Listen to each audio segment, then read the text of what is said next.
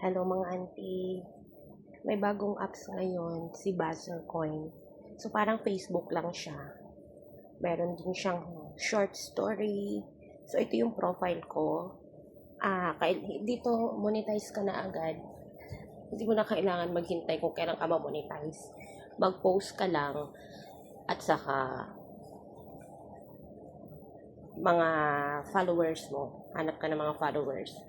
And then, sa mga views na yan, yung mga views na yan, dyan ka kikita. Nakita niyo yan, professional dashboard.